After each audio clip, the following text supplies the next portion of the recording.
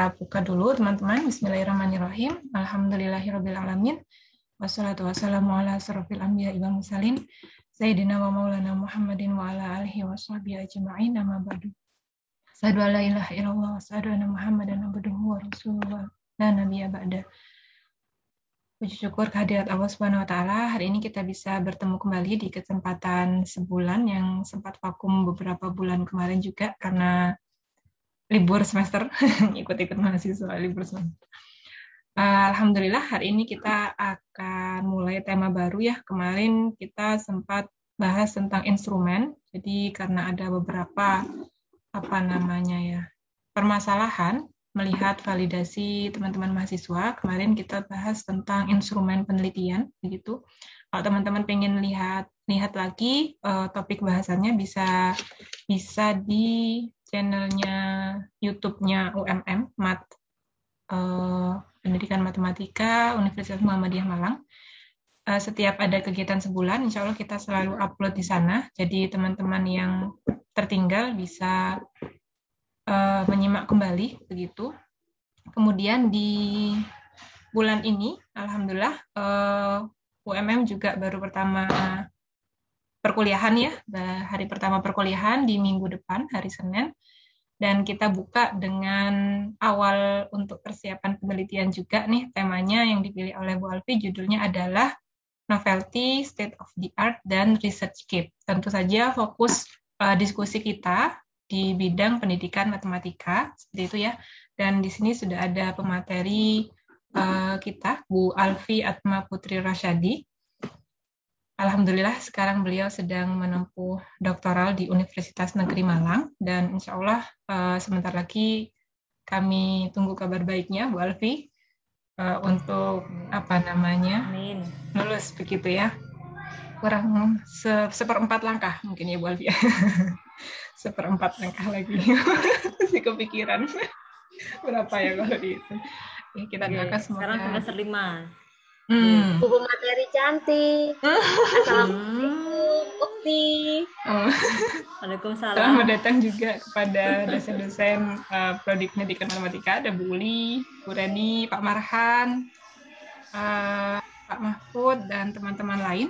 Kemudian selamat datang juga kepada mahasiswa Prodi Pendidikan Muhammadiyah Malang, Pendidikan Matematika Universitas Muhammadiyah Malang, dan teman-teman di luar Prodi tentunya ya, yang mohon maaf tidak bisa saya sebutkan satu-satu karena belum kenalan gitu ya saya. Oke. Untuk penyampaian materi kira-kira mungkin sekitar 45 menit. Nanti Bu Alfi biar kita sambung 15 menitnya dengan diskusi dan tanya jawab. Begitu. Untuk waktu dan tempat saya persilahkan kepada Bu Alfi untuk menyampaikan apa yang mau disampaikan. Monggo. Oke, terima kasih banyak Bu Rahmah. Assalamualaikum warahmatullahi wabarakatuh. Suara saya jelas ya, Bu Roh? Jelas. Oh, gembon. Yang terhormat Bapak Kaprodi, Pak Mahfud, kemudian Pak Marhan, Bu Reni, Bu Uli, dosen-dosen yang lain, serta seluruh partisipan acara untuk hari ini.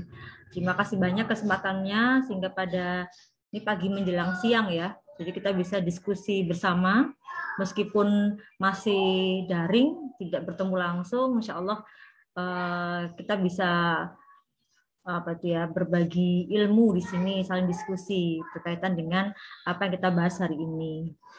Ini tadi saya ada informasi, saya tidak tahu apa sudah bergabung atau tidak. Jadi ada juga partisipan di luar Prodi, Bu Roh. Jadi ada ada mahasiswa Muhammadiyah Sidoarjo, ada juga yang dari Unisma.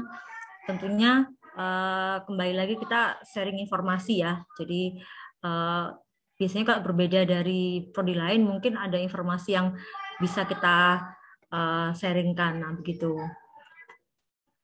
Ini adalah topik yang ingin saya bagikan untuk hari ini, yang ingin saya diskusikan untuk hari ini. Ini sebenarnya kemarin sempat berganti-ganti ya, Bu Roh ya. Tetapi saya mengambil judul yang menurut saya ini penting, meskipun sederhana, tapi sangat penting untuk dikaji. Karena saya yakin yang ikut hadir hari ini juga ingin tahu seperti apa 3 variabel yang mau kita diskusikan hari ini. Ada novelty, ada state of the art, dan ada research gap. Jadi ada tiga hal di situ.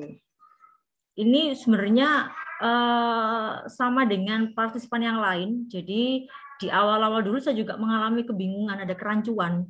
Pada saat dosen itu bilang, mana novelty-nya, mana kebaruannya. Nah, begitu saya juga mulai bingung di mana ya letak barunya ya. Jadi ada tahap pencarian. Saya juga mencari-cari apa itu. Nah, seiring berjalannya waktu, setelah saya mendapatkan sedikit ilmu, nah saya mencoba untuk membagikan ilmu itu kepada yang ada di sini semuanya. Tentunya tidak berarti saya lebih tahu, tetapi sifatnya adalah berdiskusi. Kalau misalkan selama nanti saya menyampaikan ada yang belum berkenan, monggo kita saling sharingkan. Lalu yang kedua juga ada state of the art. Jadi ini juga sering ditanyakan, dikeluarkan oleh mungkin dosen-dosen atau mungkin dosen ujian seperti apa. Nah ini kita lebih kupas lebih lanjut terkait dengan hal itu. Jadi kalau pas ujian itu mungkin sering ditanyakan pentingnya itu apa nanti, urgensinya apa, kebaruannya apa. Nah itu pertanyaannya gampang, tapi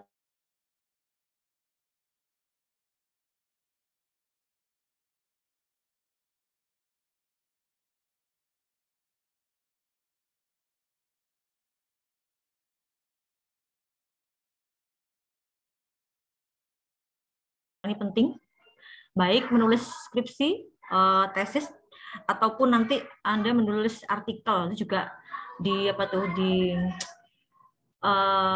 saya bro itu? Saya kok lupa namanya ya.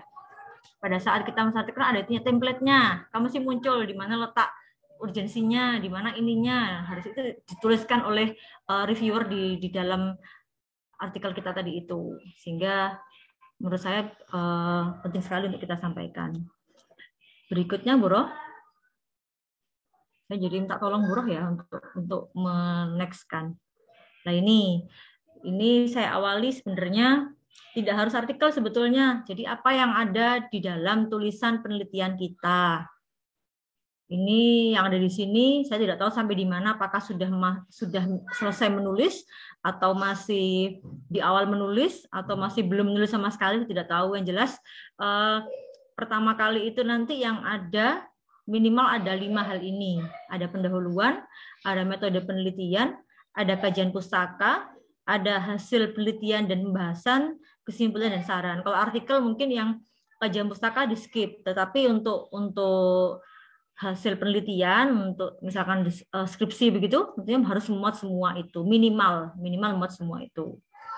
Jadi kemudian saya perbesar yang pendahuluan. Kenapa demikian? Karena yang akan kita bahas hari ini itu ketiga-tiganya itu biasanya munculnya di pendahuluan. Jadi kebaruan itu disajikan oleh penulis di pendahuluan, biasanya begitu. Terus state of the art itu juga di pendahuluan. Jadi ini adalah titik ujung tombak atau titik titik penting yang harus kita tuliskan di pendahuluan, yang buat pembaca tuh yakin, oh ternyata ini berbobot loh, tulisannya si A ini berbobot kan, ternyata ada kebaruannya, ada begininya. Nah itu jadi ibaratnya nilai jualnya di situ, karena menulis itu sama dengan menyampaikan isi pikiran kita, jadi membuat orang lain juga yakin bahwa yang kita tuliskan itu memang layak untuk dibaca oleh peneliti yang lain. Itu yang mau kita sampaikan. Oke, jadi ini kita fokusnya ke pendahuluan. Jadi ini sebenarnya menjadi pijakan utama saat kita menuliskan di pendahuluan. Berikutnya, Bu Rohmah. Nah, ini sebelum ketiga hal tadi, untuk refresh saja, sebenarnya minimal yang ada di sana tuh apa sih di pendahuluan itu? Tentunya ada latar belakang, yang di dalamnya ada keterkaitan antar variabel, itu yang pertama. Tujuan penelitian boleh, ada manfaat lagi boleh. Jadi setiap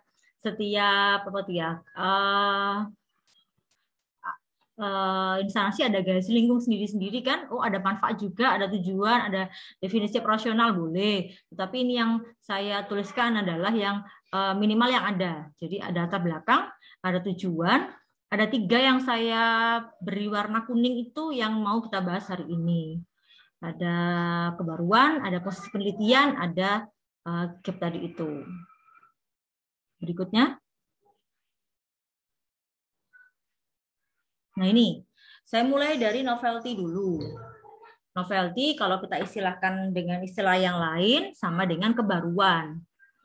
Jadi kebaruan di sini adalah kebaruan dari penelitian kita, kebaruan dari tema yang mau kita tulis, kebaruan dari variabel-variabel yang mau kita tuliskan dalam latar belakang dalam penelitian kita. Nah ini saya mengambil dari tulisannya Barak tahun 2017, itu mengatakan bahwa novelty di sini adalah sesuatu yang belum pernah dilakukan sebelumnya dan unik. Ini menurut Barak. Jadi sesuatu yang belum pernah dilakukan sebelumnya dan unik. Nah pertanyaannya, unik di sini atau baru di sini apakah harus benar-benar baru? Artinya apakah tidak boleh ada penelitian yang lain yang mengangkat sama dengan kita? Apakah kita betul-betul yang ngambil yang apa tuh, yang benar-benar baru? Boleh baru, tapi tidak harus, boleh benar-benar baru, tapi tidak harus begitu, tidak harus yang misalkan ini saya pertama kali loh mengangkat ini, belum ada yang bahas ini loh. Nah itu juga menarik, tapi dipikirkan juga apakah ada referensi yang mendukung itu. Nah jadi arti kata baru di sini adalah hasil pengembangan dari yang sebelumnya. Jadi yang dulu sudah ada, tapi ada titik kelemahannya. Misalkan contoh saya ambillah berpikir kritis, misalkan begitu. Di tahun-tahun sebelumnya itu sudah ada yang bahas tentang berpikir kritis. Saya belum ada yang mengarahkan dengan karena sekarang lagi apa tuh? Lagi online semuanya, daring semuanya, dekatkan dengan misalkan penyusunan website online atau mungkin media belajar online. Nah, jadi bisa kita masukkan di situ. Jadi ada apa tuh ya? Sentuhan baru di sini adalah pengembangan dari yang sebelumnya sudah ada. Jadi bukan berarti tidak harus baru yang apa tuh ya, belum pernah terbahas sebelumnya. Nah, kemudian mengapa ya kok harus baru? Kok tidak boleh yang penelitian lama? Kenapa kok kita harus mencari yang baru? Nah, penelitian kan terus berjalan. Dari tahun ke tahun kan terus berjalan. Tidak mungkin kita apa tuh ya, mundur ke belakang, ya belakang ya. Tidak boleh kita mundur untuk mengkaji sesuatu, misalkan dulu bahas ini kita mengulangi lagi.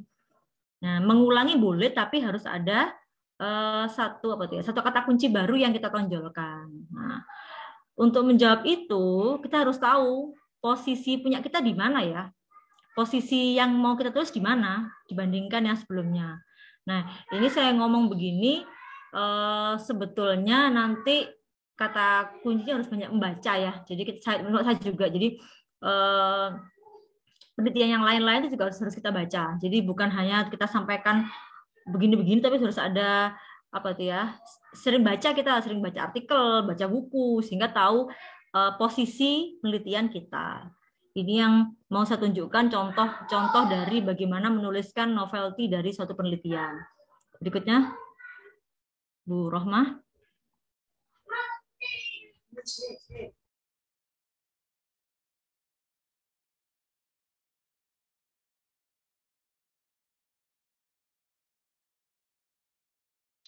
Oke, ini adalah jadi menunjukkan kebaruan. Kadang begini ya, lucunya begini. Saya bilang ini baru loh, ya saya ini belum ada yang meneliti loh, misalkan begitu. Buktinya apa? Siapa yang bilang itu baru? Yang menjamin siapa? Kadang, siapa tahu Anda belum baca. Misalkan gitu kan penguji ya. Jadi siapa tahu Anda belum menemukan penelitian itu. Kok bisa bilang baru? Nah, jadi ada pertanyaan kritis di situ.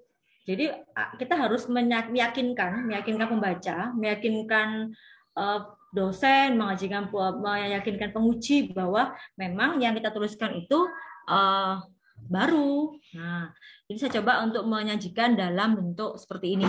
Ini menggunakan aplikasi menggunakan Paris. Di situ saya mencari artikel dari tahun 2000 sampai tahun 2021 baik yang di Google Scholar maupun yang ada di Scopus, dan yang ada 3, Google Scholar, Scopus, sama satu lagi yang di Mendeley di situ. Kemudian saya ketikkan tahun 2000 sampai 2021, dan saya ketik kata kunci 3 kata kunci: critical thinking, kemudian kontroversi, kemudian high order thinking skill. Nah, karena kenapa saya ketikkan 3 hal itu? Karena saya ingin tahu dari 10-21 tahun terakhir itu ada penelitian nggak ya yang mengkaitkan dengan 3 variabel itu. Saya ulangi lagi ya, ada critical thinking, ada HOTS ya, high order thinking skill, sama kontroversi, matematikal kontroversi. Ini yang kebetulan yang saya angkat untuk disertasi di situ. Ada 3 hal itu. Kemudian saya menggunakan aplikasi itu mencari tahu bagaimana perkembangan, bagaimana artikel-artikel yang mengkaji 3 variabel itu. Ternyata disajikan seperti ini oleh aplikasinya itu. Nah, di sini kita bisa melihat ada kata kunci lain yang dituliskan oleh oleh aplikasinya itu. Jadi dia menjabarkan sendiri, oh ada problem, ada question, ada chapter. Jadi ini adalah hasil pencariannya dia, pencarian dari 3 tadi itu, di Google Scholar, di Scopus, sama di Mendeley itu. Nah, dari sini, oh ternyata sudah ada penelitian yang mengkaitkan problem dengan critical thinking. Itu kita lihat ada itu ya, garis, bukan garis ya ini ya. Apa kalau garis di Euclid kan harusnya lurus ya. Ya ada ini, ada penghubung lah. Ada penghubung dari problem ke critical thinking. Oh, sudah dihubungkan, sudah pernah. Jadi kalau kita klik di situ ada muncul artikel mana aja yang bahas itu. Oh, dari critical thinking ke skill juga sudah ada penghubungnya. Berarti sudah ada penelitian yang mengkaji itu. Nah, terus kemudian dari skill ke critical thinking skill juga ada juga. Skill ke critical thinking skill. Nah, itu juga ada. Nah, tugas kita dari mengamati di sini, kita mencari kira-kira mana yang belum dihubungkan ya. Mana yang masih belum ada. Itu berarti yang perlu kita kaji. Yang mana kira-kira ya? Atau ada yang bisa bantu saya? Mana yang belum ada di sini?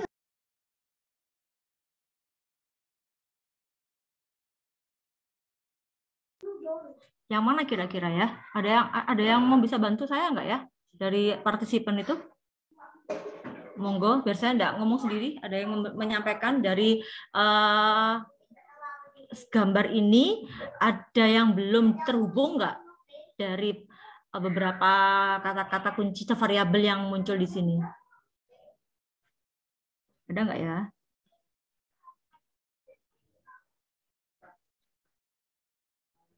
Ini ada 38 nih. 37 dikurangi 1 saya 37. Ada nggak? Boleh dinyalakan audionya, teman-teman, silahkan. Nah, ini ada mahasiswa atau dosen ini ya? Luar biasa. Ada Bu Uli dari problem ke chapter, Bu. Oke, ada lagi yang mau menyampaikan? Siapa lagi? Problem ke chapter. Dari problem, betul nggak? Oke, itu belum ada. Nah, itu. Ada lagi yang belum ada? Malah berkurang ya Bapak Ibu ya. Tapi silakan berliterasi betapa wow-nya prestasi beliau ini. Ini Alif Farel, Muhammad Alif Farel ini open mic. Tapi mau jawab silakan. Pakai di chat boleh, ngomong di itu boleh silakan. Mana yang belum terhubung kira-kira mana ya? Dari problem ke kontroversi, Bu. Oke, dari problem ke kontroversi. Oke. Problem ke kontroversi belum ada. Ya, belum ada itu ya. Boleh. Ada lagi? Itu chapter ke information tuh Bu Alfi. Siapa yang ngomong ya? Kayak suara Bu Putri ya? Oh iya, betul. Dari mana Bu Putri? Chapter information, chapter kontroversi yang tepi-tepi itu ya. Oke, dari chapter ke information, dari chapter ke kontroversi ya. Nah ini, terima kasih Bu Putri. Jadi nanti kalau kita ke aplikasinya sudah kelihatan lebih jelas. Mungkin di sini karena saya crop ya, jadi ada yang itu mungkin warnanya agak samar. Tapi kalau Anda nanti pakai itu, pas Anda klik langsung muncul begitu. Oke, ternyata banyak kan, banyak yang terima kasih Bu Putri ya. Ternyata banyak masih yang ada celah-celah yang bisa kita kita masuki, kita kaji. Nah, dari sini ini boleh kok, ini boleh kita sajikan di latar belakang kita untuk meyakinkan pembaca, dosen, penguji untuk memang benar-benar kita sudah mencari. Nah, gitu. Sudah mencari. Berikutnya, Bu Roh. Nah, setelah disajikan baru kita tampilkan. Nah, ini contoh yang bisa dituliskan di latar belakang kita. Ini yang saya tuliskan. Jadi pada pencarian untuk kata kunci berpikir kritis, HOTS, dan masalah kontroversial dari tahun 2000 sampai tahun 2021. Nah itu kan ya. Ini ada harusnya koma ya. Pencarian diperoleh dari Google Scholar dengan menggunakan aplikasi Hazings, Publish, or Perish. Nah itu datanya ada 986. Tapi kok cuma sedikit tadi ya yang diskemakan ya. Itu memang decoding, sama dia decoding begitu. Sehingga hanya dimunculkan yang apa tuh ya, yang menurut dia memang perlu dimunculkan. Jadi ada reduksi data, ada macam-macam sehingga tinggal yang dimunculkan. Tapi kalau kita mau lihat 986 mana aja bisa kelihatan nanti di situ. Nah, dan ada di gambar itu. Menurut saya ngambil ini yang saya ambil ini. Belum ada penelitian yang mengkaitkan antara berpikir kritis dan masalah kontroversi. Jadi kalau kita lihat tadi di critical thinking-nya belum terkait dengan masalah kontroversi. Oleh karena itu diperlukan penelitian yang mengkaji hubungan itu. Nah, pada pertanyaan lagi, kok nggak tadi yang ngambil chapter sama tadi ya? Jadi yang Bu Uli bilang tadi, chapter sama problem tadi, boleh. Nah, tapi nanti kita perkuat lagi dengan alasan yang lain. Ini salah satu alasan bahwa memang belum ada penelitian lain yang mengkaitkan variabel itu. Tuh. Berikutnya, Bu Rohma. Jadi itu adalah contoh kita menuliskan dari novelty kita dengan menggunakan aplikasi boleh, atau boleh kita menyajikan hasil dari kajian artikel dari tahun ke tahun juga boleh. Berikutnya, ini adalah state of the art atau disingkat dengan SOTA. Nah, SOTA ini adalah posisi penelitian. Jadi sebenarnya posisi kita di mana sih? Kalau kita bahas tentang berpikir kritis tadi itu, kita ada di mana? Kita ada di mana tuh artinya pada bagian yang mana punya kita. Nah, gitu loh. Dibandingkan peneliti yang lain kita di mana posisinya. Nah, kemudian manfaatnya buat apa sih SOTA itu? Ada dua hal di sini. Yang pertama, itu peneliti lebih mudah memahami dan menganalisis masalah penelitian. Jadi dengan kita menunjukkan posisi penelitian kita, itu kita lebih mudah dalam memahami dan menganalisis. Kemudian yang kedua, agar peneliti bisa mengetahui hasil penelitian yang terdahulu. Jadi kita itu dalam menulis itu tidak boleh lepas dari penelitian yang dahulu. Jadi nggak boleh kita nulis itu apa ya bahasanya itu kayak nggak boleh, kita memang harus memperhatikan penelitian terdahulu seperti apa. Jadi kalau bahasanya menghargai sejarah ya, kalau mungkin kita bahasa sejarahnya begitu. Kemudian, nah apakah ada penelitian yang bisa dijadikan referensi? Nah itu juga manfaat dari SOTA tadi itu. Nah, sama dengan novelty tadi, saya akan berikan contoh seperti apa SOTA itu. Sebenarnya saya nggak tahu kenapa, termasuk saya juga ya. Jadi kadang-kadang kalau kita ngomong nggak ada contohnya kita bingung. Padahal itu jadinya jadi kebiasaan ya, kebiasaan jadi minta contoh terus. Nah, padahal apa tuh ya? Kalau saya berpikirnya kalau kita mengajar begitu, kita berikan definisi, kita berikan apa tuh pengertian, bisa nggak ya kira-kira mahasiswa memahami tanpa contoh? Nah itu juga perlu kita pikirkan. Jadi kayak gini ini kalau saya ngomong gini aja pasti Anda membayangkan seperti apa itu. Nah, sehingga butuh contoh untuk memahami. Padahal menurut saya itu nggak kreatif jadinya kayak bergantung dari yang contoh yang saya sampaikan. Tapi ya tidak apa-apa. Ini karena kita saling belajar bersama-sama ya memang perlu saya berikan contoh untuk lebih memahami materinya ini. Berikutnya Bu Rohma. Nah, ini saya tampilkan di sini bagaimana kita bisa menunjukkan state of the art. Jadi SOTA. Nanti kalau Bu Putri pas kuliah ini butuh nih Bu Putri buat biasanya Bu Santi, siapa lagi itu ya? Bu Pak Eri. Iya. Nah, tanya pasti, mana ini state of the art-nya? Nah, jadi ada bocoran di sini nanti Bu Putri. Nah, saya menyajikan dalam peta konsep di sini. Kalau misalkan saya ingin mengangkat berpikir kritis, saya perlu ini hasil kajian saya dari artikel-artikel sebelumnya terkait dengan berpikir kritis dari 10 tahun terakhir. Nanti Anda semua yang di sini juga wajib hukumnya untuk membaca artikel 10 tahun terakhir. Apakah harus semua? Ya memang kalau keterbatasan manusia tidak mungkin semua. Yang minimal kita sudah meluangkan waktu untuk membaca dari 10 artikel itu. 10 tahun terakhir. Artikelnya minimal berapa? Nggak ada minimal. Semakin banyak, ya semakin bagus. Jadi itu menunjukkan bahwa memang kita pengetahuan kita banyak. Nah, gitu. Ini saya kelompokkan jadi yang orange ini. Apa itu orange ini adalah hasil dari kajian saya.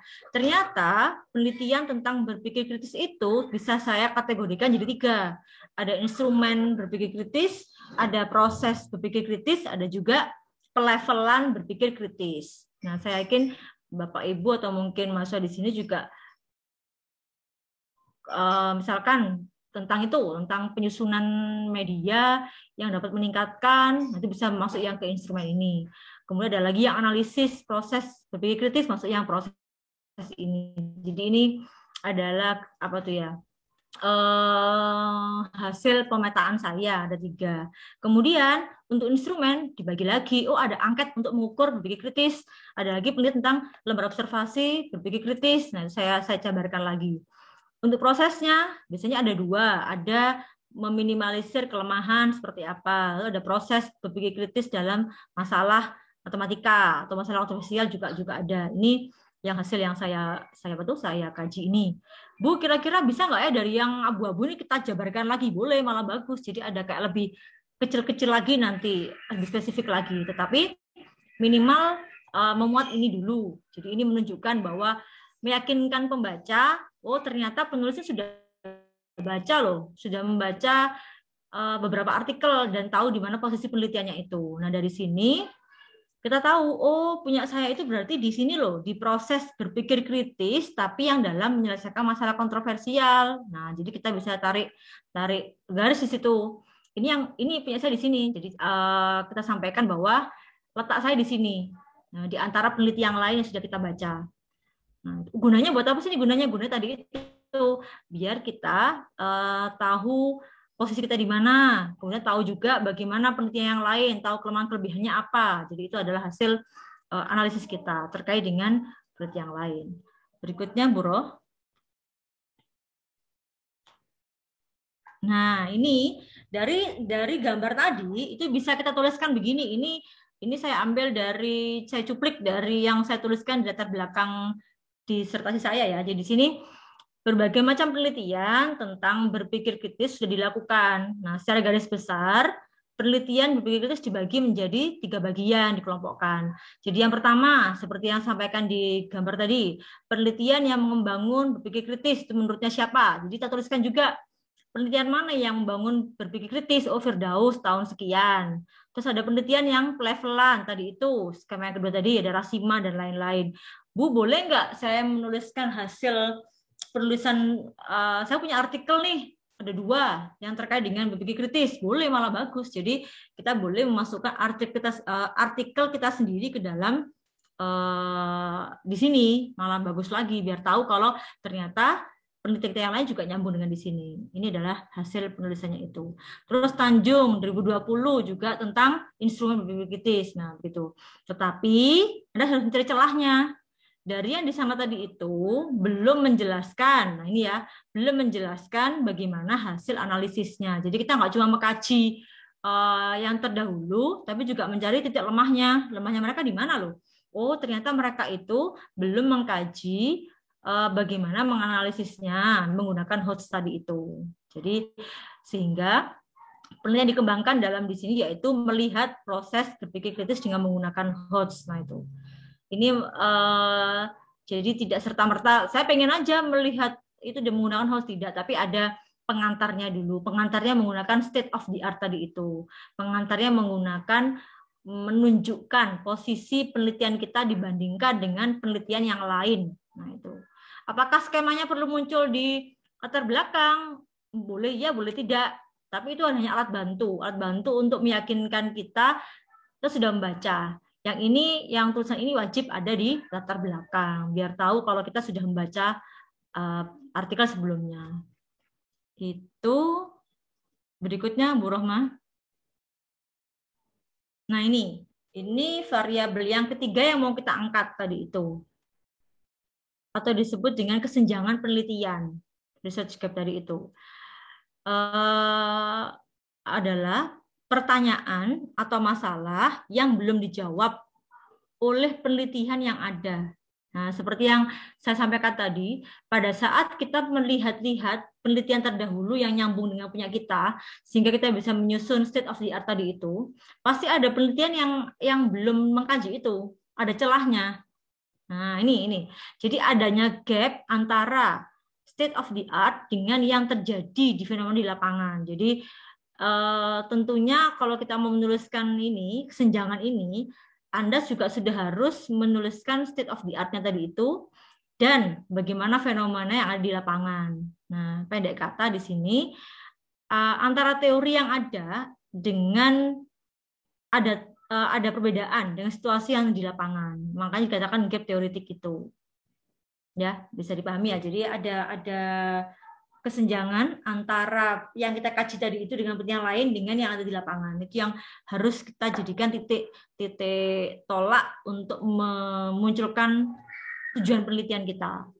Terus bagaimana contohnya? Ini lebih penting lagi. Contohnya bagaimana? Kadang-kadang kita ngomongnya gampang, tapi menuliskan di kata-kata itu tidak mudah. Nah, itu yang perlu kita garis bawah. Saya ngomong ini gampang, tapi belum tentu saya tuliskan juga bisa. Berikutnya, Bu Rohma, contohnya adalah ini misalkan. Yang pertama, saya punya data bahwa berpikir kritis itu penting. Yang ini sederhana aja lah, sederhana yang bisa kita pahami semua.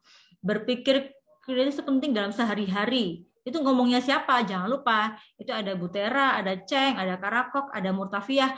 Ini sebaiknya diurutkan dari tahun yang lama ke tahun yang baru. Jadi kalau kita menuliskan referensi yang beberapa ini harus urut. Jadi nggak boleh yang 2018 dulu, 2012 nggak boleh. Jadi harus runtut begitu. Nah, di akhir juga boleh kita menuliskan penelitian kita. Tuliskan Rosyadi 2021 itu adalah yang sudah saya teliti sebelumnya. Boleh di sini. Yang sudah punya, kalau nggak punya ya nggak apa-apa. Kemudian ada apa tuh ya? Kenyataan di lapangan, kenyataannya apa? Ternyata saya temukan ada artikel yang mengatakan berpikir kritis mahasiswa di Indonesia masih rendah. Nah, itu penelitiannya Asari, Maharani, dan Tanjung di tahun yang berbeda-beda. Ini ada gap kan di sini? Ini ada gap kan di sini? Ada kesenjangan di sini. Berpikir kritis itu penting.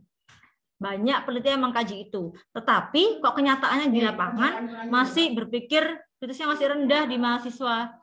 Nah, di sini berarti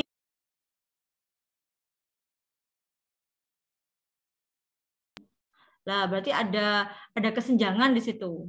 Ada gap-nya. Oleh karena itu diperlukan penelitian tentang bagaimana memunculkan berpikir kritis mahasiswa. Ini yang harus ada dalam pendahuluan, di mana kesenjangan itu muncul. Nah, bagaimana mencarinya tadi itu kita cari penelitian yang terkait dengan itu, lalu kita cari fakta di lapangan seperti apa. Ada gap-nya di situ. Berikutnya, Bu Roh, sudah selesai? Kurang satu slide mungkin, Bu Roh. Sudah selesai? Oke, tidak terasa. Jadi itu adalah yang bisa kita diskusikan. Sebenarnya nyambung semua kok antara novelty, antara state of the art, antara dengan research gap. Jadi itu nyambung. Jadi tidak terpisahkan. Jadi kalau kita mau menuliskan research ini juga butuh state of the art. Kalau mencari kebaruan juga muncul butuh state of the art. Jadi kayak nyambung semuanya, nggak terpisah-pisah. Oke, sekian dari yang saya sampaikan hari ini. Saya kembalikan ke Ibu Rohma. Monggo Bu Rohma. Terima kasih banyak Bu Alfi penyampaiannya. Teman-teman, jika ada pertanyaan tanggapan, boleh ya, silakan. Atau mungkin kalimat mana tadi yang ketinggalan dan perlu penjelasan lebih, boleh silakan dituliskan di kolom chat atau raise hand boleh. Kalau mau menyalakan audio nanti biar saya bantu untuk menengahi begitu. Terima kasih banyak Bu Alfi. Mungkin sambil menunggu tanggapan atau pertanyaan dari teman-teman, boleh kita diskusi sedikit begitu ya. Tadi Bu Alfi, mungkin saya rangkumkan sebentar. Bu Alfi tadi sudah menyampaikan beberapa poin penting terkait dengan novelty, state of the art, dan juga research gap ya. Jadi novelty sendiri itu adalah bahasanya ya, kalau saya pindahkan ke bahasa berarti dia berarti kebaharuan, unik, dan di sini novelty itu perlu ada begitu ya. Jadi tidak harus banyak aspek begitu sepertinya ya. Jadi ada yang membedakan antara penelitian yang akan dilakukan dengan penelitian yang sudah ada. Nah, kuncinya lagi-lagi teman-teman adalah perlu membaca banyak membaca dan membaca banyak begitu ya, terkait dengan artikel-artikel atau penelitian apa yang topik penelitian apa yang akan diambil. Nah, karena dari banyak membaca itu nanti teman-teman bisa membuat peta begitu ya, peta atau sketsa apa saja yang sudah dilakukan dan mereka membaginya dalam bidang apa saja begitu ya. Kalau di sini mungkin bisa saya bantu ke peta yang tadi. Nah, ini menarik sekali. Jadi kalau teman-teman mau banyak membaca, mau ambil yang berpikir kritis, di sini penelitian dari Bu Alfi ya, ada 3 posisi di sana. Ternyata berpikir kritis itu yang pernah dilakukan, itu terkait dengan instrumen, terkait dengan proses berpikir kritisnya bagaimana, dan pelevelan. Pelevelan ini mungkin yang tinggi, rendah, sedang, begitu ya Bu Alfi? Nggih, penjenjangan itu betul ya, dikategorikan begitu. Pengkategorian begitu ya. Nah, dari situ nanti teman-teman bisa meletakkan lagi posisi penelitian teman-teman di mana. Nah, posisi penelitian ini tadi terkait dengan state of the art-nya. Ada di mana sih? Nah, kalau di penelitian Bu Alfi ini ambil yang di bagian proses berpikir, di proses berpikir dalam menyelesaikan masalah sehari-hari, yang di bagian abu-abu kedua itu ya berarti ya. Nah, dari sana teman-teman bisa membuat lagi research gap gitu ya. Kalau saya boleh tanya ya Bu Alfi ya, karena nggak ada yang tanya gitu, saya aja yang Jadi untuk novelty, kemudian state of the art, dan research gap, ini kan ada dalam pendahuluan. Apakah dalam paragraf yang berbeda begitu kita menyajikannya, atau di paragraf yang sama, atau seperti apa Bu Alfi peletakannya? Nggih. Saya jawab langsung Bro. Boleh. Oke. Jadi memang tidak ada aturan, tidak ada acuan harus di mana, tetapi biasanya itu di akhir. Jadi untuk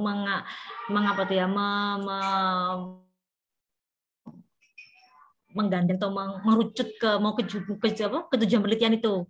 Nah, tetapi untuk yang state of the art itu boleh tidak harus di akhir. Jadi di tengah-tengah menuju ke akhir, di situ menunjukkan bahwa memang ini yang sudah kita teliti. Terus juga Anda bisa menyampaikan apa saja hasil dari penelitiannya mereka, itu juga boleh. Tapi untuk yang biasanya novelty sama tadi itu sama novelty di sini munculnya di akhir-akhir itu. Okay. Tapi untuk apakah dia harus sendiri terpisah atau bisa digabung juga fleksibel. Kadang ada, karena ini mereka juga tidak saling terpisahkan kan, ada irisannya. Jadi kita juga bisa menyajikannya saling berkaitan, jadi nyambung begitu. Biasanya 3 paragraf terakhir, Bro. Jadi yang saya pernah baca itu 3 paragraf terakhir menjelang kita mau menunjukkan tujuan itu, ini yang kita tekankan di sini. Biasanya di situ. Jadi 3 terakhir itu boleh digabung, boleh dipisah. Nah, itu. Tapi itu tidak di awal. Kalau di awal kan kita masih mengkaitkan dengan variabel yang lain, masih mencari itu kan masih cari hubungannya begitu. Begitu, Bro. Terima kasih banyak Bu Alfi. Jadi kalau paragraf awal itu masih pengantar begitulah ya, misalkan critical thinking bla bla bla bla, kontroversial bla bla Iya, bla gitu. betul. Terus kemudian di paragraf yang paragraf hampir ke terakhir begitu ya, jadi supaya kena, oh ternyata penelitian ini kebaruannya di sini, letak penelitiannya seperti ini, dan tujuan penelitiannya seperti ini begitu. Jadi yang membaca itu juga tahu arah arah kegiatan penelitiannya itu bagaimana dan seperti apa gitu. Ini sudah ada satu pertanyaan Bu Alfi dari Siti Khairuli Umah ini apa? Bu Alfi, apakah Ibu menggunakan aplikasi tertentu sehingga dapat memudahkan pembuatan peta konsep yang ini mungkin ya, yang sedang tampil, mungkin semacam add-on sehingga bisa link ketika mengakses Scholar, Mendeley, web, dan artikel yang kita pilih begitu. Boleh cerita sedikit Bu Alfi terkait dengan hasil sajian? Saya mendengar, iya. Suara saya jelas nggak, Bro? Jelas Bu Alfi, jelas. Oh gitu ya, Gimpun. Ya, seperti ya Bu Uli, terima kasih banyak. Ini kemarin kayaknya di FKIP sudah ada pelatihan NVivo ya kemarin ya Bu. Saya baca di PGSD itu matematika. Saya lihat di statusnya pemateri itu ada sudah PGSD ya. PGSD aja. Ya. Ada Bu Anis, pelatihannya LPPI itu sebenarnya Bu Alfi. Oh, saya kemarin lihatnya itu NVivo tapi ngambil dari pemateri luar. Oh, bukan berarti. Bukan ya. Nah, itu. Jadi betul Bu Uli, jadi ada aplikasi tertentu untuk memunculkan peta ini. Jadi ini tadi yang saya bilang ada high embarrass itu dia tuh kayak otomatis apa tuh ya, memang itu agak berat, bukan berat sih, agak lama sedikit, kira-kira beberapa menit lah untuk dia mendeteksi dari berapa tahun terakhir begitu, kemudian dia terkoneksi dengan Google Scholar, dia terkoneksi dengan Mendeley, jadi kita harus install Mendeley dulu baru bisa menggunakan aplikasi itu. Jadi dia mencari-cari menggunakan aplikasi, nyambung gitu loh, jadi kayak terkoneksi dengan aplikasi itu. Kemudian ini nggak pakai NVivo, saya pakai tadi itu, ini lebih ringan dibanding NVivo. Ini untuk mencari kebaruan dari penelitian kita itu dengan menunjukkan peta konsep ini, gambar ini. Nah ini, namanya ini bisa sambil, ini gampang kok, saya yakin semuanya bisa lah, nggak pakai pelatihan. Aplikasi Hazings Publish or Perish. Nah ini yang saya pakai untuk mendeteksi artikel dari beberapa tahun terakhir. Dan juga nanti muncul artikelnya mana aja yang ada di situ. Ini ternyata ada 986 artikel yang ada. Dan menariknya lagi, kita nggak perlu capek-capek untuk membuat hubungannya. Dia juga sudah meringkas lagi. Jadi dari 986 ini diringkas lagi menjadi yang lebih sederhana lagi sehingga kita lebih mudah untuk membacanya itu. Tentunya kalau kata kuncinya ditambahkan lagi, biasanya lebih rumit lagi. Nah, coba nanti kalau penasaran cobaan ya teman-teman yang di sini bisa cari aplikasinya itu, kemudian diinstal, kemudian dicoba-coba begitu, coba-coba masuk ke kata kunci apa. Nah, nanti jadi kayak main-main begitu. Nah, itu bisa dimunculkan di latar belakang. Karena sering juga kita mati kutu pada saat menguji atau mungkin tanya, ini baru, dari mana kok baru? Tahu dari mana? Anda kan jangan-jangan belum baca, jangan-jangan Anda kelewatan baca. Nanti kalau sudah menggunakan aplikasi ini, insya Allah menambah keyakinan, menambah kepercayaan diri penulis untuk menyampaikan ke penguji atau mungkin pembimbing bahwa memang saya sudah itu kok membaca, sudah mencari, sudah menggunakan ini aplikasi ini untuk menunjukkan kebaruannya itu. Begitu nggih Bu Uli, saya kan Bu Uli itu nanti lebih pro lah untuk menggunakan ini. Biasanya Bu Uli lebih penasarannya tinggi soalnya. Oke, ini ada usul Bu Alfi dari Bu Uli. Aku kebanyakan usul Bu Uli nih. Saya masih newbie, kata Bu Uli. Oke. Boleh saya sambung pertanyaan Bu Alfi ya? Ini jadi moderatornya suruh siapa, nggak ada yang tanya gitu ya. Disendiriin sama moderatornya. Teman-teman mahasiswa monggo silahkan, tidak perlu sungkan, teman-teman dari luar prodi juga Tidak perlu malu tidak ya. perlu sungkan gitu ya. Kalau malu kayaknya enggak enggak ya. Nggak sungkan Tidak ya. perlu malu, Diketikkan aja sungkan. ya. Kita santai saja begitu diskusi di sini. Ini ada pertanyaan dari Mega Selvia Ayu, bukan Bu Uli lagi. Mohon izin bertanya Bu Alfi, bagaimana trik yang paling mudah untuk menuliskan antara state of the art, mungkin kata kuncinya gitu Bu Alfi ya. Ya, kalimat mana sih yang bisa kita, oh ini state of the art-nya gitu, menuliskannya gitu gimana ya supaya lebih mudah, dan juga gap analisisnya pada artikel gitu. Karena teman-teman seringkali mengalami kesulitan dalam meletakkan atau mungkin mengklaim, menyatakan begitu ya, state of the art-nya bagaimana begitu. Oke. Ini langsung jawab ya Bu Rohma ya? Kenapa Bu Alfi? Langsung jawab sekarang? Iya, langsung dijawab saja. Oke. Ini kayaknya sudah coba-coba, jadi minta tolong yang saya tadi, yang setelahnya apa tadi, Bro? Setelahnya peta konsep yang berpikir kritis tadi, Bro. Setelahnya peta. Oke. Yang ini? Konsep berpikir kritis tadi. Oke. Terus yang ada peta konsep tadi yang jadi ngebacakan tadi. Nah ini sudah ini. Oke, terima kasih Mbak Mega ya. Jadi ini sebelumnya Bro, sebelum ini Bro. Tadi sudah benar tadi. Ini. Betul ini. Nah ini menarik sekali pertanyaannya ya. Jadi bagaimana trik yang paling mudah untuk menuliskan antara state of the art dengan gap analisisnya tadi itu. Research gap-nya ya. Nah ini kebetulan dua hal ini bisa disajikan dalam satu paragraf menurut saya karena saling berkaitan. Bagaimana menyajikannya itu? Ini yang saya tuliskan tadi itu. Anda bisa menuliskan posisi. Jadi saya bahasanya mudah posisi penelitian ya, state of the art ya. Posisi penelitian kita di mana? Anda tuliskan begitu. Berbagai macam penelitian tentang berpikir kritis sudah dilakukan. Nah, secara garis besar penelitian dikelompokkan jadi 3, yaitu ini.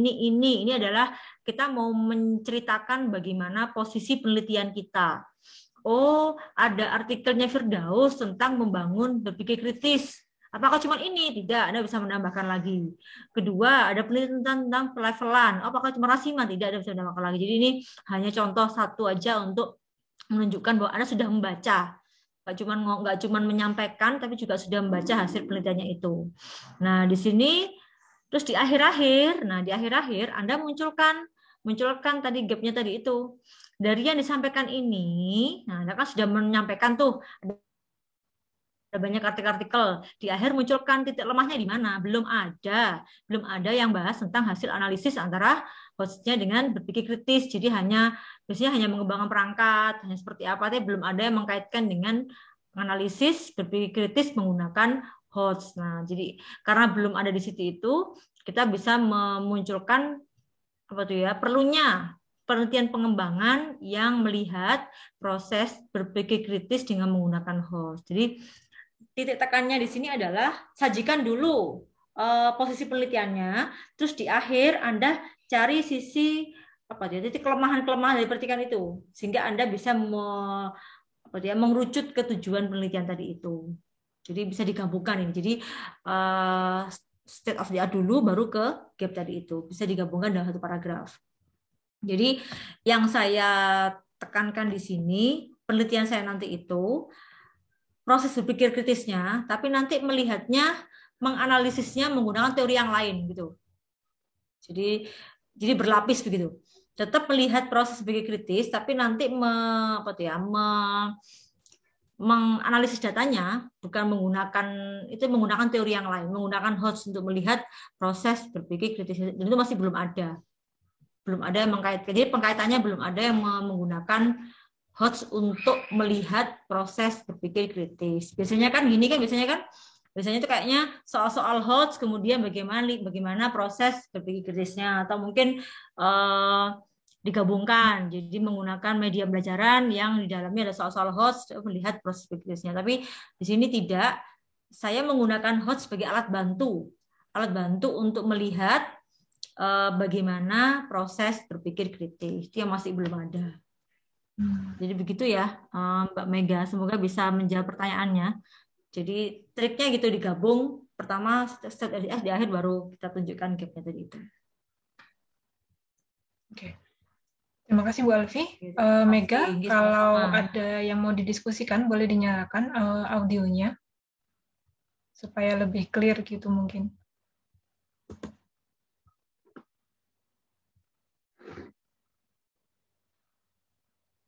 Oke. Berarti di bagian ini kan kita sajikan dulu begitu ya Bu Alfi ya, penelitian-penelitian sebelumnya itu tentang apa saja. Kemudian baru kita meletakkan penelitian kita itu yang di bagian proses begitu ya, dinyatakan di sana. Ini bisa disambung dengan novelty mungkin ya Bu Ali ya. Belum banyak misalkan atau belum ada penelitian yang melihat proses berpikir kritis tadi berdasarkan berdasarkan soal HOTS-nya gitu. Atau bisa boleh, seperti boleh, itu. bisa Bu Ro, boleh. Jadi bisa juga nyambung ke novelty juga bisa. Jadi ini sifatnya fleksibel. Emang apa tuh ya, kayak kita baru tahu nyambungnya kalau kita kaji satu-satu, itu nanti ternyata ya ini tapi kalau kita petani, kita kupas satu-satu juga nanti akan ketahuan memang dia nyambung. Bener Bu Ro, boleh digabungkan di novelty juga bisa di akhir. Jadi menunjukkan, menekankan bahwa dia masih baru gitu ya Bu Ro ya. Belum ada penelitian, belum banyak gitu ya istilahnya ya. Kalau ada mungkin agak takut belum banyak penelitian yang bisa novelty-nya ditaruh di sana, disambung sama set of the art-nya gitu ya. Betul. Ini ada pertanyaan dari Pak Ihwal. Ini Pak apa Mas ini ya? Oh, Unindra itu mana ya? Unindra itu Universitas ngarang kan? Jangan itu. Maaf ya Bapak ya, biasaan. Gimana Pak Iwan Unindra? Saya juga tidak tahu sih universitas apa ya. Indragiri, bukan ya? Tuh kan. Apa Pak Iwan? Atau bisa open mic, tidak apa-apa. Biar kita juga saling itu. Unindra. Oke. Jadi pertanyaannya terkait dengan plagiasi. Sekali dalam menulis penelitian atau artikel kita terbentur dengan plagiasi. Apakah aplikasi tersebut sudah bisa terbebas dari plagiasi? Oke, terima kasih pertanyaannya. Karena memang mau tidak mau kita nanti selesai menulis artikel, selesai menulis hasil penelitian, pasti mau tidak mau harus kita cek plagiasi, dan kita sebisa mungkin meminimalisir plagiasi kita. Kalau artikel minimal berapa? 10 ya? Maksimal 10 ya artikel ya? Saya nggak tahu, biasanya Pak Rizal yang persentase plagiasinya di plagiasi itu. Iya, kalau artikel 10 kayaknya. Artikel bawah 20. Oke. Jadi ini aplikasi Hazings Publish or Perish ini yang kita pakai hanya hanya sajian gambarnya itu, Pak. Sajian gambarnya itu untuk menjadi alat bantu kita menuliskan novelty atau kebaruan penelitian. Tentunya yang saya tuliskan di sini, di slide ini, itu tidak mengambil sama sekali dari aplikasi tadi. Ini hanya menjelaskan, saya itu loh sudah melihat dari tahun 2000 sampai 2021. Hasil pencariannya itu ada berapa artikel. Ternyata belum ada yang lah itu loh. Ini saya yakin aman, ini nggak terdeteksi oleh plagiasi tadi itu. Gambar tadi juga nggak mungkin, karena plagiasi kan biasanya ngeceknya dari itu kan, dari apa itu kata-kata yang ada di artikel orang kita kan tidak mengambil dari situ, dan artikel yang kita cari tadi itu juga tidak dimunculkan, hanya disajikan jumlahnya sekian. Jadi aplikasinya sudah meringkas gitu, meringkas menjadi gambar. Jadi sangat aman sekali. Terima kasih Bu Alfi. Ada tambahan? Silahkan. Pak Ihwal, monggo teman-teman ada presensi di link chat ya, bisa diisi. Berarti kan aplikasinya ini istilahnya mungkin ya secara simpelnya gitu Bu Al, bisa saya simpulkankah kalau aplikasinya itu menggantikan kita membaca, mengambil kata-kata kunci yang kita pilih tadi itu supaya diringkas, kemudian dilihatkan ada nggak sih keterkaitannya di artikel ini dengan artikel lain terkait mungkin dengan berpikir kritis dan juga kata kunci yang lain begitu.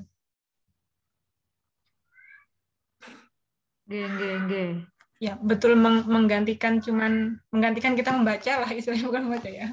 Menggantikan kita meringkas gitu. Sebenarnya kalau di manual kan bisa ya. Tapi kalau 900 artikel manual baca kemudian mengklasifikasikan kan nggak mungkin juga begitu ya Bu Alfi ya. Ya betul. Ini hanya alat bantu kita loh untuk memudahkan kita menyeleksi membaca dari bukan baca sebenarnya, kayak menyaring beberapa artikel yang sudah ada untuk menyajikan dalam skema yang lebih ringkas dan kita mudah untuk sajikan gitu sih. Ini aman kok, muncul cuma begini, tapi kalau lebih detail di bawahnya ada kayak tabel gitu, artikel apa aja, judulnya apa, tahun berapa, ada semua. Tapi kan kita munculkan, kita nggak butuh itu, hanya butuh bagaimana aplikasi itu menyajikan dalam kata konsep ini, dan itu aman dari plagiasi karena kita nggak ngambil kata-kata apapun dari artikel itu kan, hanya mencuplik-cuplik aja, ini loh sajian seperti ini.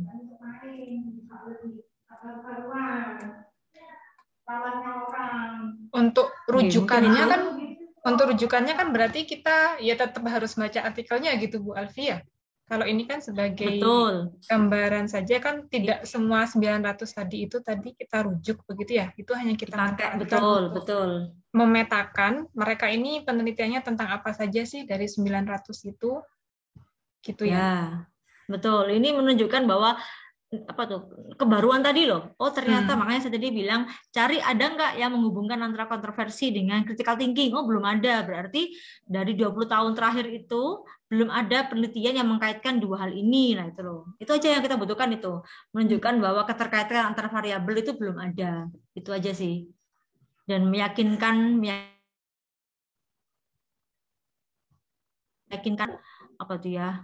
ada referensi, ada acuan bahwa memang belum ada yang mengkaji itu.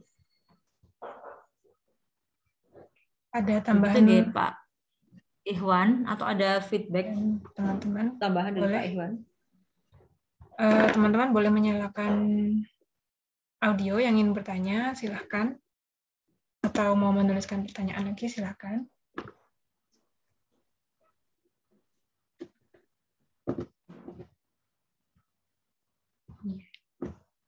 Cukup tricky sebenarnya ya untuk menentukan novelty-nya itu di bagian mana.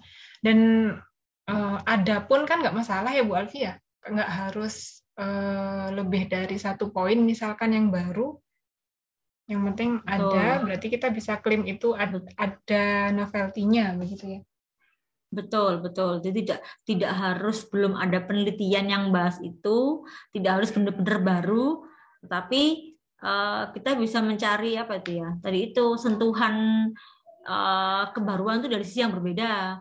Oh ini membahas tentang ini, tapi dia tidak membahas yang ini, kita mencari. Nah itu sama dengan gap-nya tadi itu kan, juga nyambung juga sebenarnya. Oh dia nggak bahas ini loh, kita mencari celah dalam penelitiannya mereka itu, nilai kelemahannya itu. Biasanya di sarannya mereka ada, di saran penelitian itu muncul biasanya. Kita bisa baca dari situ. Dari artikelnya orang lain tadi itu.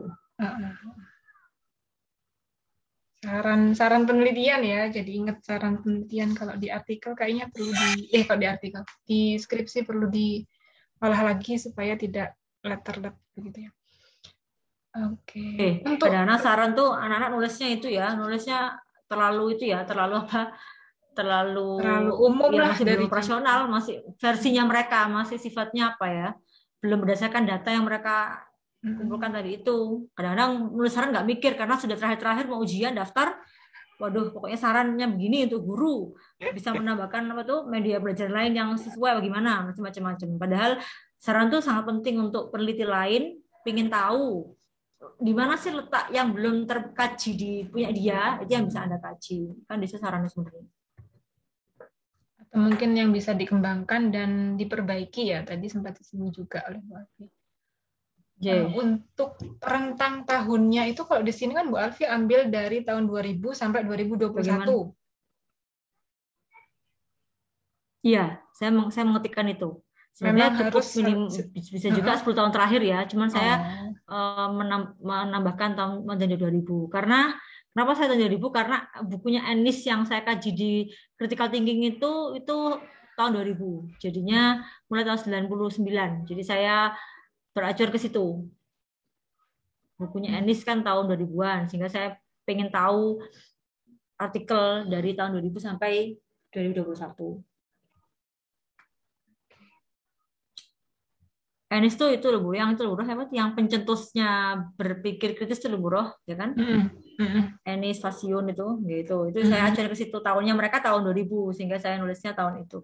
Cuman tidak harus 10 tahun terakhir sudah bagus kok. 10 tahun terakhir yang kita ketikkan di situ. Tergantung kebutuhan juga bisa ya Bu Alfia. Misalkan kita mau fokus di pengembangan media ketika pandemi gitu ya, pembelajaran online bisa fokus di 2019 ya. Aku pandemi tahun berapa? Betul. 2019 akhir. 2019 itu kan mulai banyak bermunculan juga artikel-artikel tentang COVID ya. Betul. Jadi tergantung semesta kita ya. Artinya mau kita angkat yang kita butuhkan yang tahun berapa, itu betul jenengan. Oke. Teman-teman, apakah ada tambahan? Oke, sepertinya cukup, sudah jam berapa ini?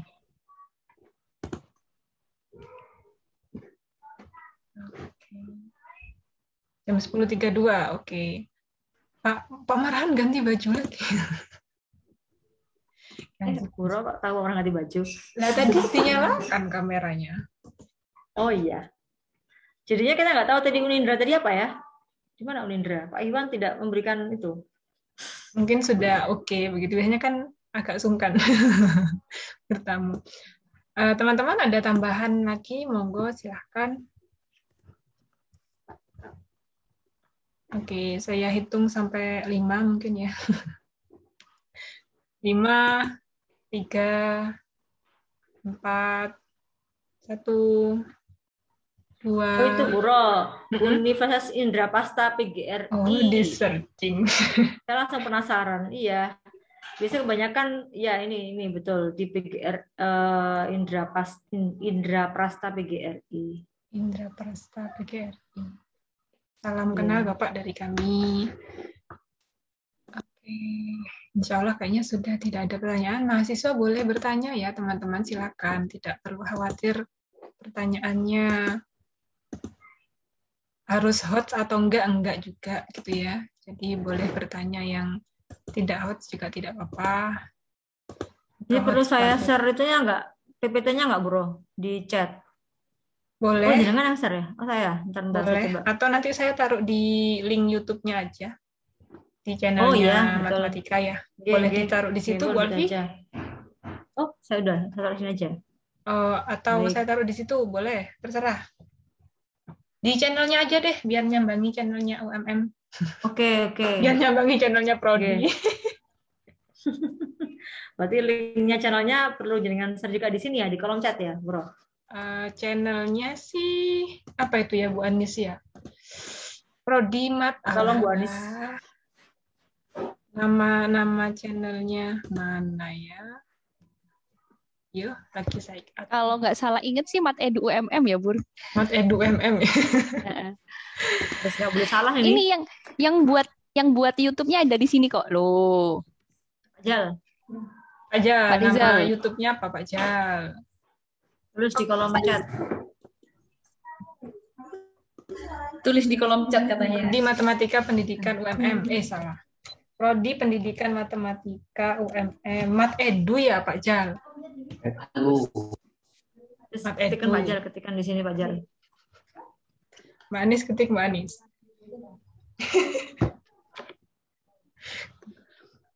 Karena nggak dihafal ya, cuma dibuka-buka doang, jadinya ya itu. Terima kasih banyak teman-teman atas kehadirannya di pagi menjelang siang ini. Semoga kegiatan kita dari awal hingga akhir nanti Mat Edu UMM. Oke.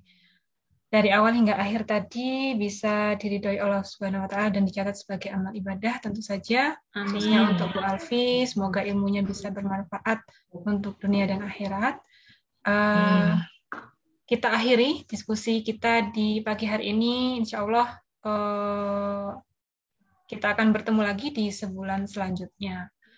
Mohon maaf jika ada salah-salah kata dari kami, teman-teman, dan adik-adik mahasiswa. Kita tutup dengan membaca hamdalah. Alhamdulillahirabbil alamin. Terima kasih banyak sekali lagi Bu Alfi dan Bapak Ibu dosen dari Dalam dan Luar UMM. Saya akhiri. Wassalamualaikum warahmatullahi wabarakatuh. Waalaikumsalam warahmatullahi